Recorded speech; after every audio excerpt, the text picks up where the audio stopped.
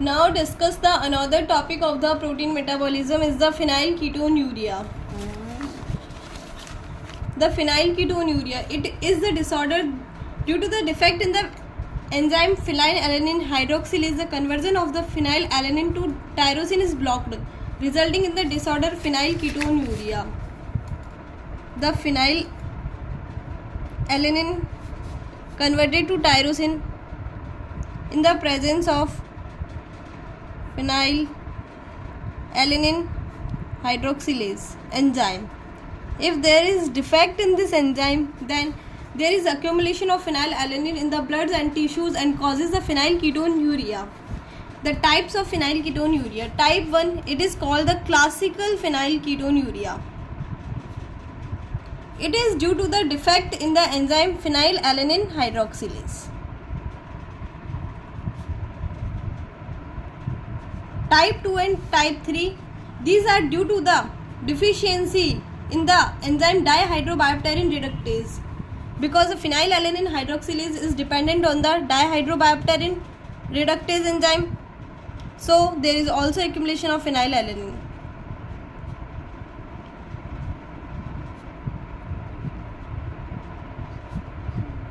And type 4 and type 5 PKU are due to the deficiency in the enzyme that synthesizes the biopterin protein. That synthesize biopterin. The phenylketonuria, it is an autosomal recessive disorder. Now, the phenylalanine metabolism in PKU. The phenylketonuria causes the accumulation of the phenylalanine in the blood and tissues, so due to and resulting in its excretion high amount. Due to the disturbance in the normal routine metabolism, the phenylalanine is diverted.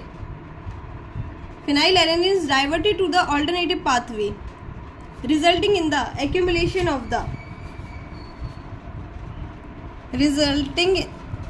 presence of transaminase. It resulting in the accumulation of the phenyl pyruvate, phenylactate, phenyl acetate, and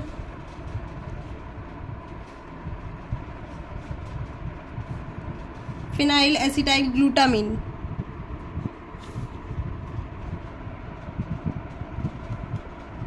All these metabolites are excreted in the urine in the high concentration. And phenyl acetate, it gives a mousy odor.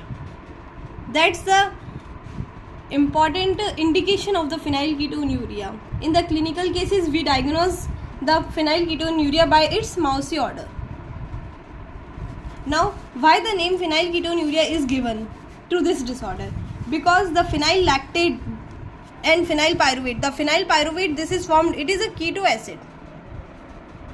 So, it is called the phenylketonuria. Now, clinical biomanifestation in the PKU. Phenylketonuria.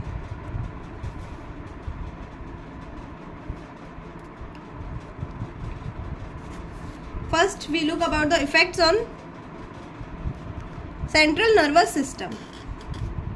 Mental retardation, tremors, failures to walk, talk, low IQ level, and if there is increase in the phenylalanine, so it also affects the metabolism of other aromatic amino acids like the tyrosine and tryptophan. And defect in myelin sheath formation also observed in the PKU patients. Second, look about on the effect on pigmentation. We know that melanin is the pigment. It is synthesized by the tyrosine, by the enzyme tyrosinase, and accumulation of phenylalanine in the PKU, it competitively inhibits the tyrosinase and impairs the melanin sheath formation, pigment formation. This results in the hypopigmentation that causes the light skin color, fair hair, and blue eyes. Now, come on the diagnosis of PKU. Normal range of phenylalanine in the blood is 1 to 2. deciliter. But in PKU patient, mg per dl. But in PKU patient, it increases 20 to 65 mg per dl. So tandem mass spectroscopy is the reliable indicator of the PKU diagnosis. Second is the Guthrie's test, which is a screening test and which is a bacterial bioassay for the phenylketonuria. Third is we can identify the phenylketonuria by the ferric chloride test also. Due to the ferric chloride test, we can identify the phenyl pyruvate in the urine. And fourth is in the prenatal condition, PKU can be diagnosed by the cultured amniotic cells. Now, treatment of phenylketonuria.